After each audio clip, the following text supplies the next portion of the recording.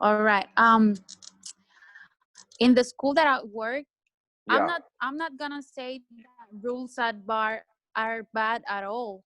Okay. But when I get to the classroom, I always have to repeat the rules, and I always said, okay, feet straight, feet together, eyes on the teacher, and be quiet.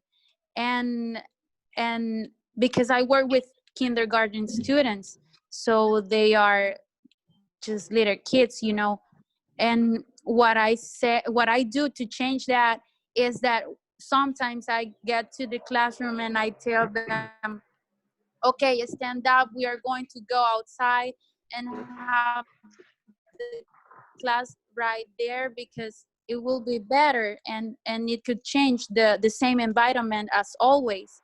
Yeah. But it's difficult because they are kids and they move around and they are yelling and they are doing some stuff. So I do it because it's mandatory for me to do it. In Yeah. every single class, I have to repeat the rules in the Mm. classroom. At the beginning of the class, I have to do it, and Mhm. the students sometimes repeat with me at the same time because they learn by heart the rules as well. Uh-huh. So I don't know if I can do something to change that, or just do the same as I was Mhm. doing. Okay, thanks for sharing, Esther. That's an interesting question. I have worked with kindergarten as well. Actually, my first group when I was in the third year of the university, I guess, I got a job in Centro Cultural and I started working with preschoolers. They didn't know how to write in Spanish. They didn't know how to write in English. I mean, they didn't know anything. And they're little devils, you know. They have a lot of energy. Something, Esther, that has worked for me is first avoiding the word rules. The word rule does not exist for me. What I do, Esther, is setting agreements. Okay, so I set agreements with students. I am very friendly with students, but I make them in the first class, in the very first class, I make them create, like a posters. Okay, I make them create posters. I sign them groups, and they are going to create the agreements, what we normally call rules. So we create agreements for the classroom. Okay, now when they are participating in these agreements, in your case, for example, they wouldn't be able to write. However, they can give you opinions. They can say, what agreements they should have in the classroom, So they can help with that. When they are taking part in these kind of activities, they respect them a little bit more because they worked for building this, So they respect them a little bit more because they are committed. I have used this technique with adults, with young adults, with kindergarten kids, with all of the levels, and it has been useful for me. I don't know if you can try with that. I mean, make them participate. Make them to participate in your activity, and then when some of them don't pay attention to the agreements, keep the poster in the classroom. And when they misbehave, you only point out to the agreements and you tell them, hey, do you remember that? Huh? Do you remember that you wrote this? So without telling them a lot of words, they would understand and they would feel ashamed, you know? And then a little by little, you start changing their attitude, okay? And then I know that sometimes with kids, it's difficult. I mean, it takes a lot of work to make them, feel part of your group. However, I'm telling you that it works. It worked. I have tried and it works. Well, at least for me. So I don't know if that answers. Yeah, I think you're right. I agree with you. Mhm. because like especially in public schools, you know, with them it's difficult because their backgrounds sometimes are not so good, you know. So we have to take those aspects into consideration as well, and we need to learn how to deal with their emotions, you know. Taking students out, it's a good option, you know, like burn out some energies. I think it is called the space learning. Yeah, if I'm not wrong. In Finland, they are doing that. You know, you teach students 10 minutes or 15 minutes, and then they go to do something. They go and play, and then they come back, you know. So it's a way of learning as well. Christina, you were going to say something? No? Okay. Well, if you have any questions, you can just, you know, just participate by using microphone or the chat. So we were here, right? No, we already, well, it says they were based on established customs that had been used successfully in schools over many years. The teachers communicated their knowledge and enforced standards behavior, okay? So we were talking about this. The teacher just to, you know, the teacher was the center. He just throw information, right? And the students were like recipients, you know, they were just receiving and receiving, but they were not given, you know, they were not like giving outputs, you know, and that has changed through the years. And now we know that as teachers, we can learn from students, you know, we can learn a lot from students, and that's something that we need to pay attention to, you know, that we can learn from students a lot, believe me.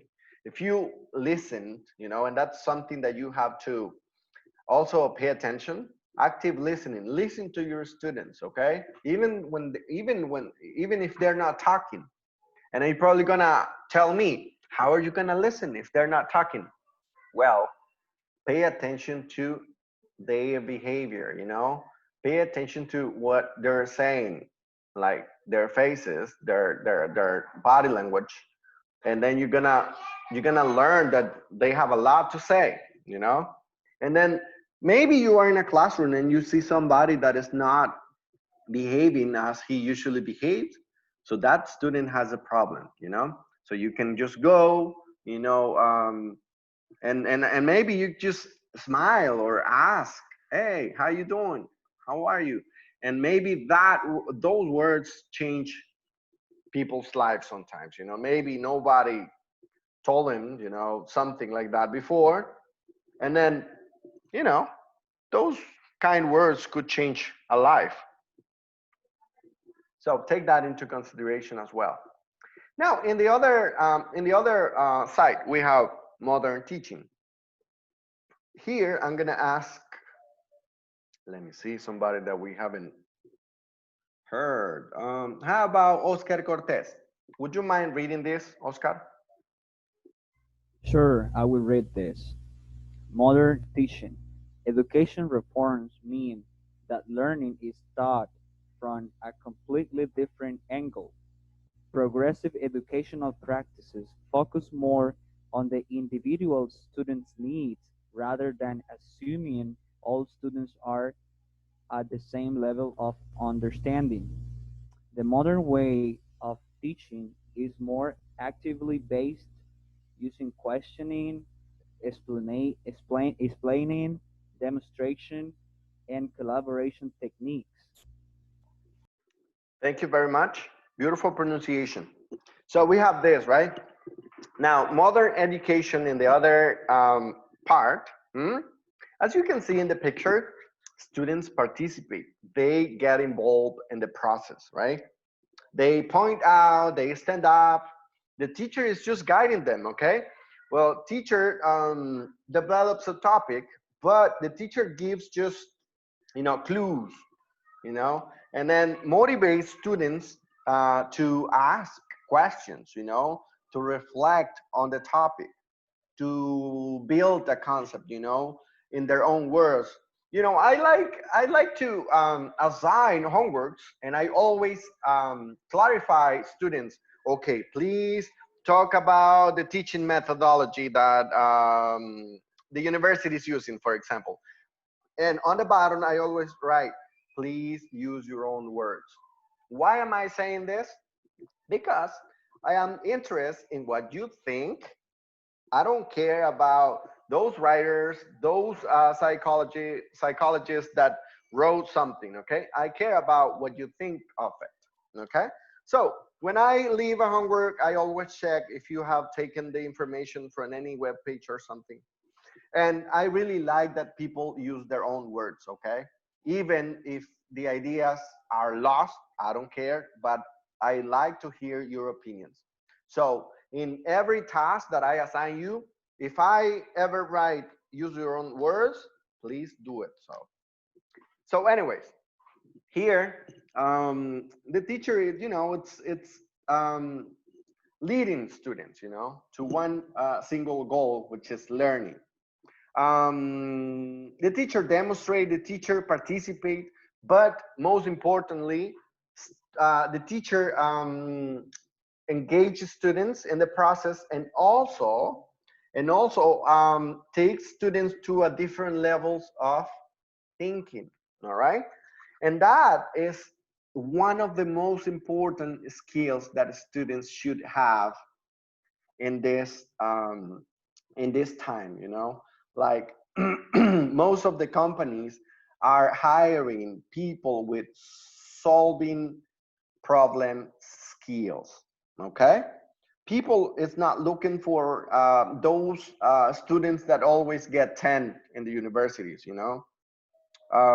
They are looking for people able to control their emotions, and also ready to take decisions and to solve problems.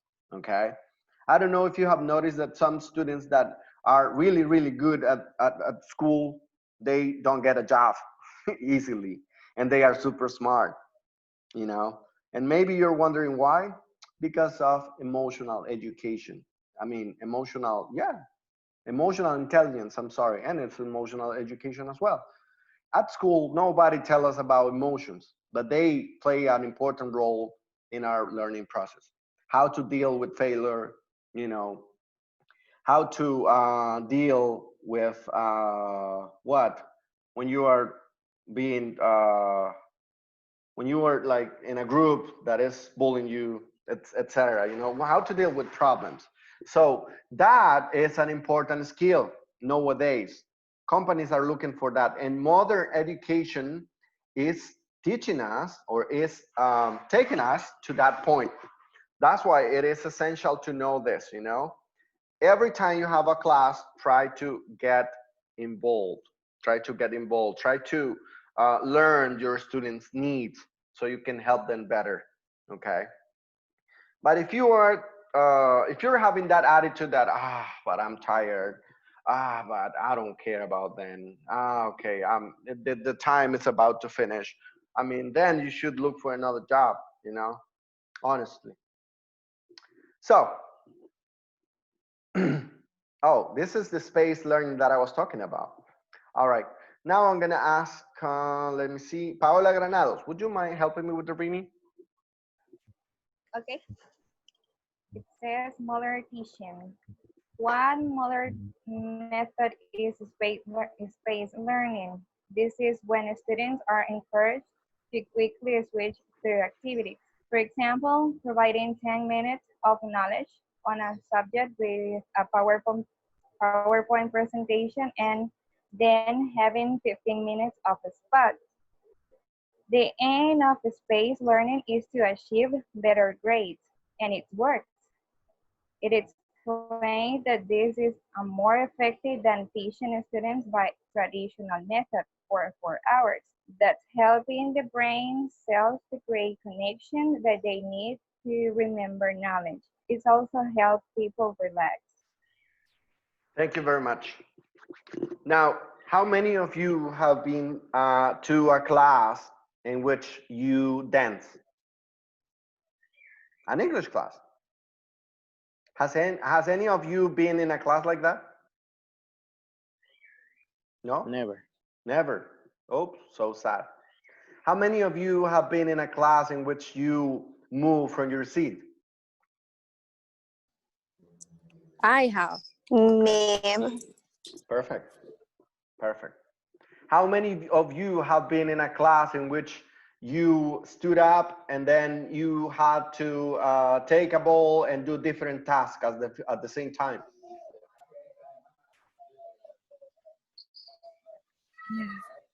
Nobody? I have. Okay. I have done it. Yeah. Excellent.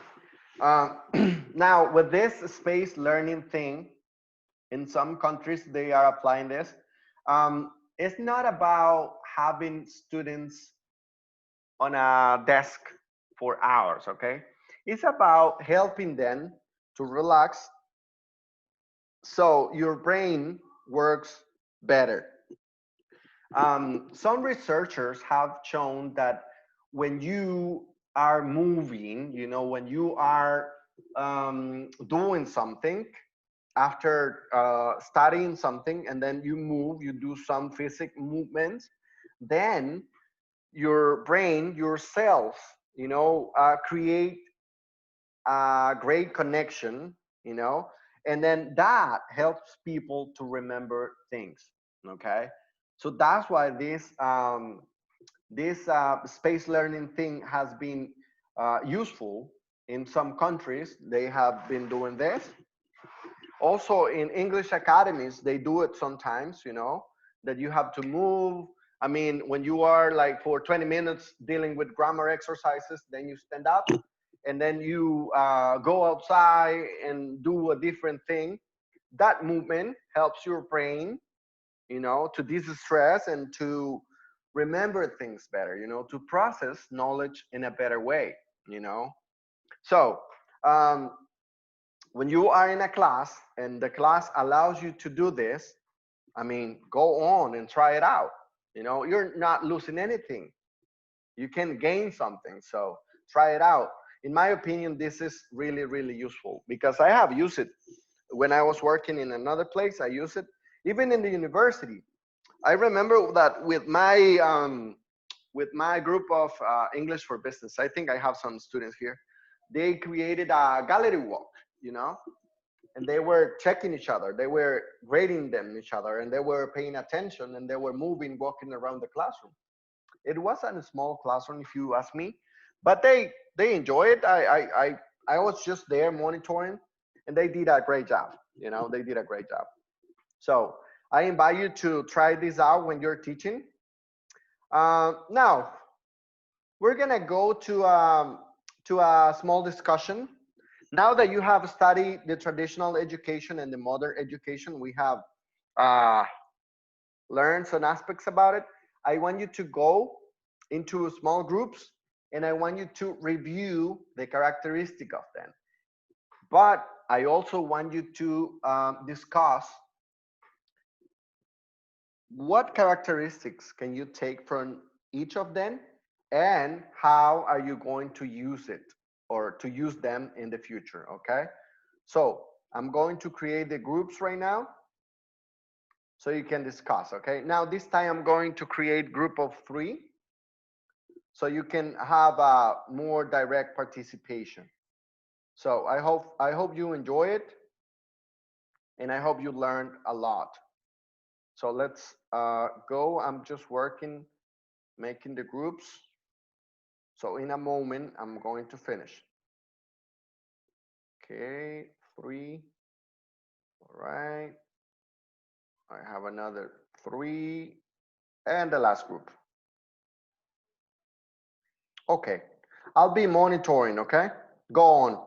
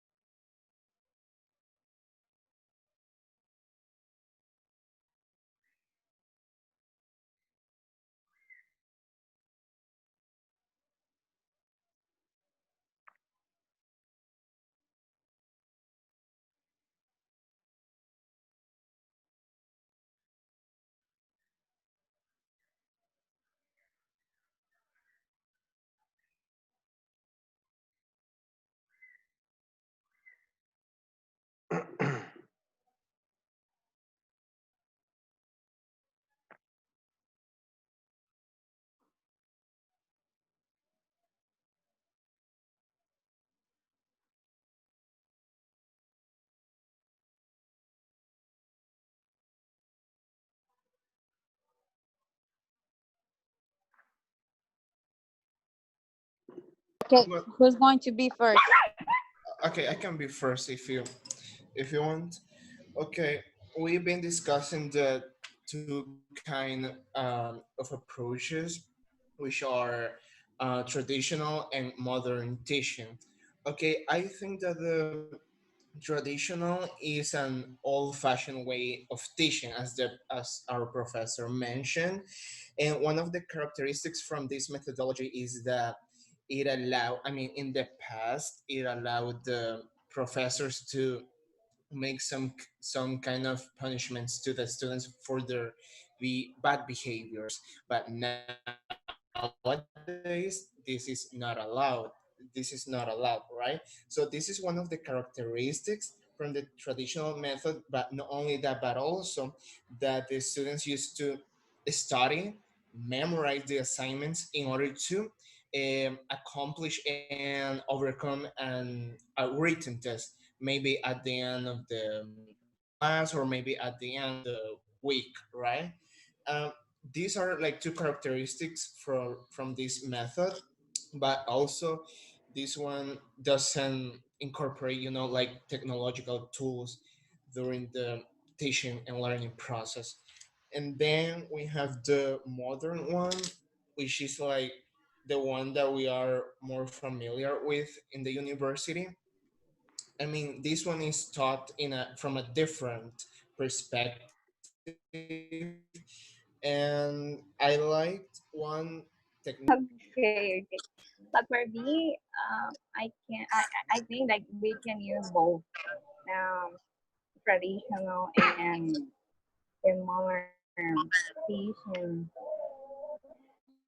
So it depends. It's up to you, because as the professor said, you can ask for the students to memorize something. If you are teaching English, obviously the students have to memorize a vocabulary. It depends of the topic that you are teaching, Yes. and you can use also the modern teaching using different tools, using the technology, and and I think that. What about you? Yes. The I technology, think that yes.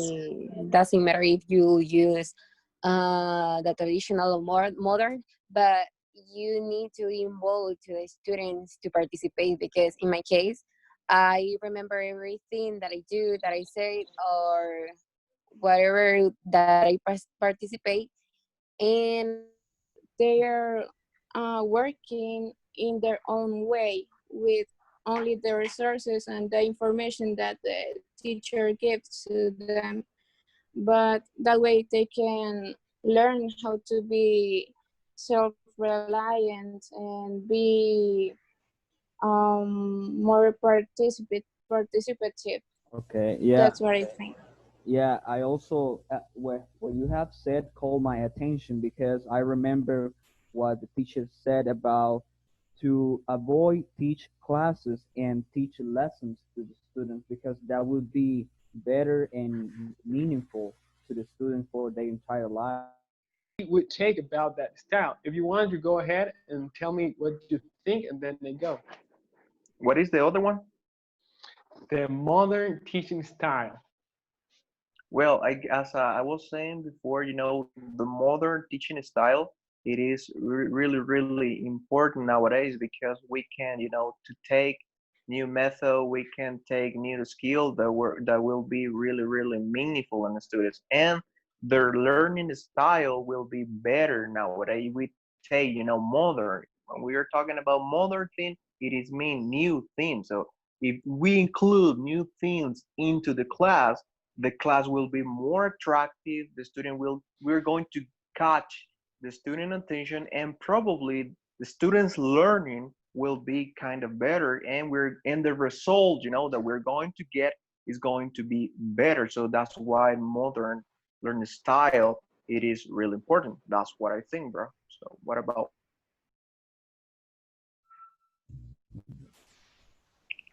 Okay, we are back. Thank you very much for participating in the discussions. I know that they were very, very meaningful for you.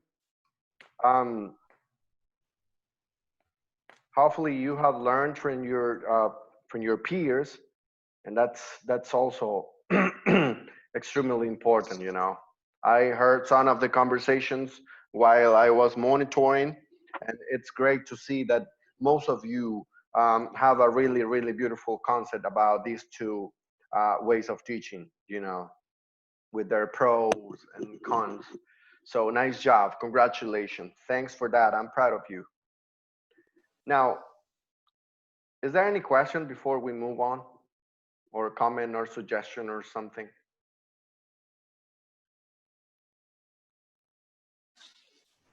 Well, I guess everything's clear. Perfect. So we move on. Here we have a chart. You know, as a conclusion, we have a chart here about the differences, about the main differences of both uh, ways of teaching, right? The traditional and the modern education. So if you have time later, you can take a look about them. This is pretty much what we have been discussing, you know. So in this chart, it's very simple, you know, to learn it or to understand it or to remember, however you want to see it. Um, let's move and let's advance to this part, which is something important.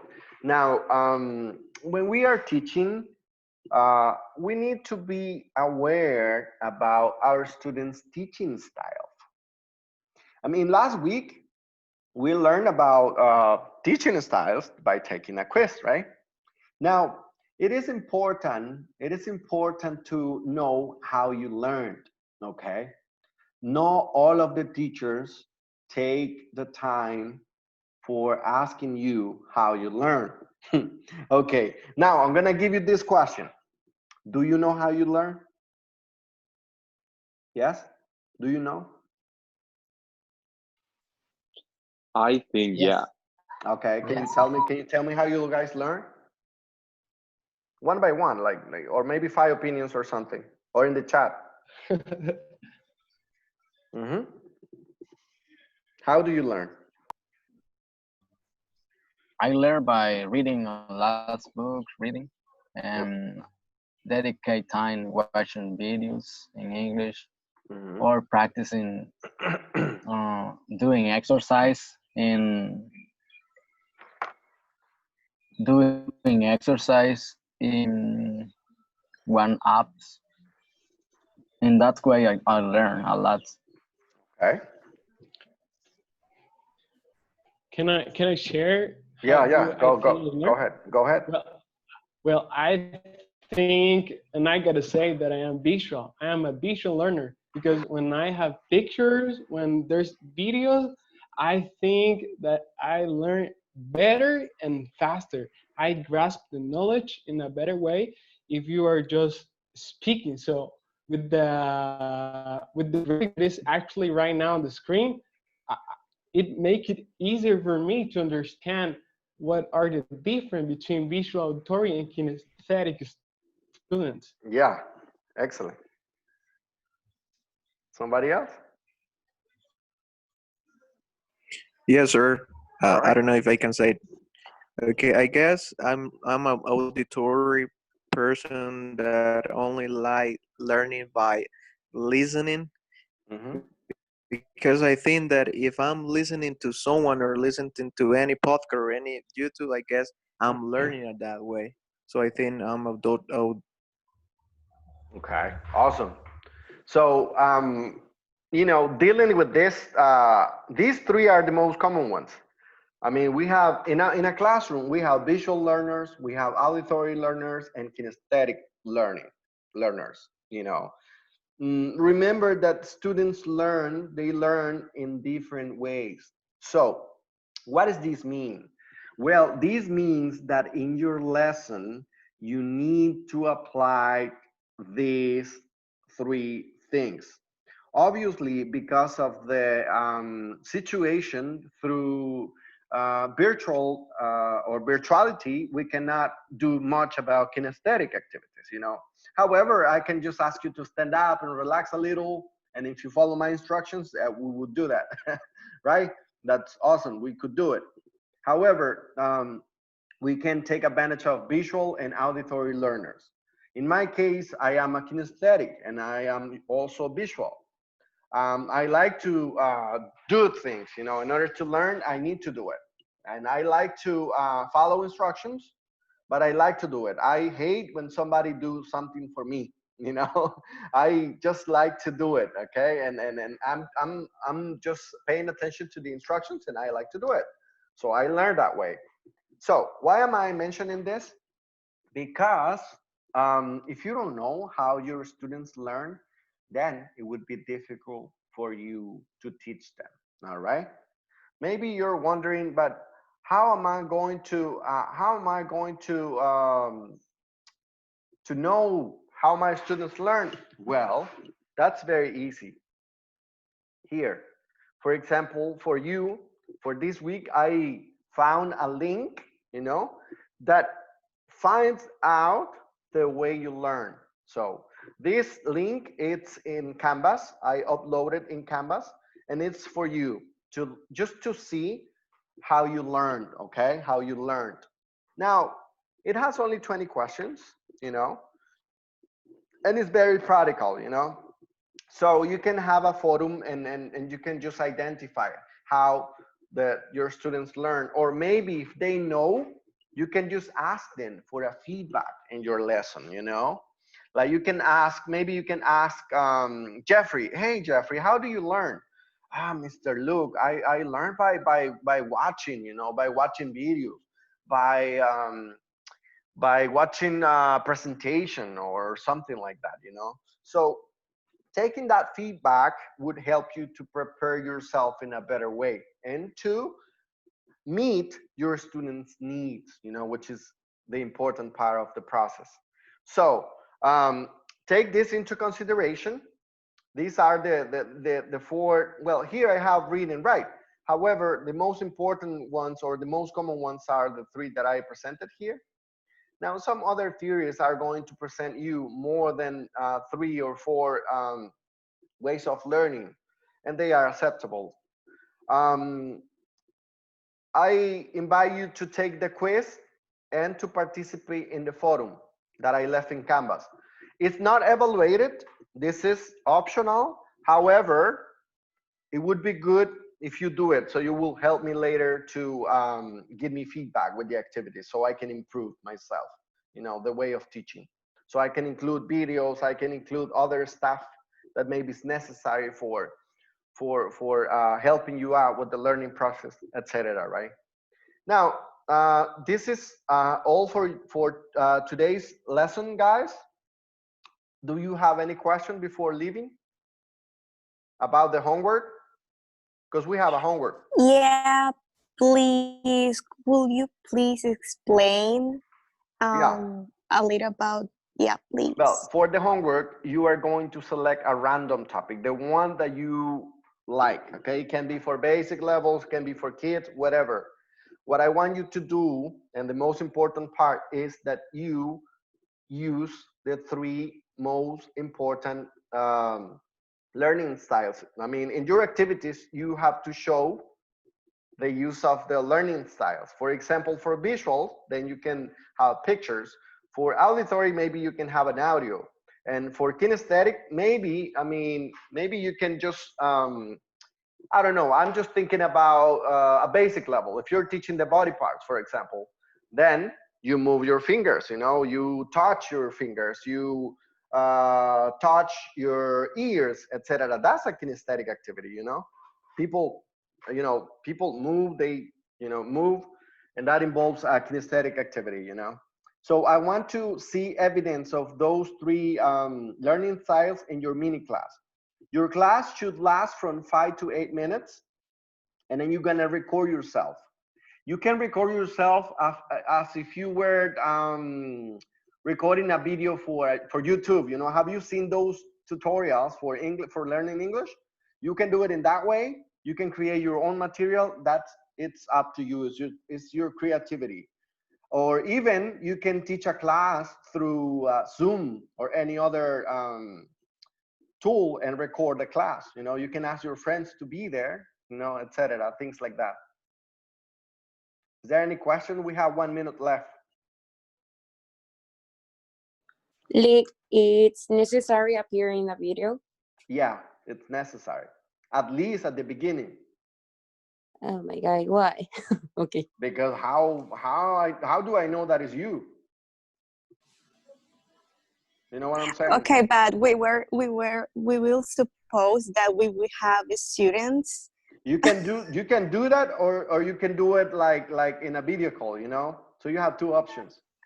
You can make it like a Okay. tutorial, like pretending that Oh, your okay. students are following your instructions, or you can have a video call. Oh. Mhm. Oh, that's right. Thank you. All right. And the video in I mean the video call in Zoom has to be about just like 8 minutes or 5 minutes. Yeah, you have 5 to 8 minutes for recording. Okay. Yeah. Okay, if you have any other question, please text me in the chat, okay? So, I'll see you next Okay. time. Thank you. Thanks, Bye. teacher. Bye-bye. Bye.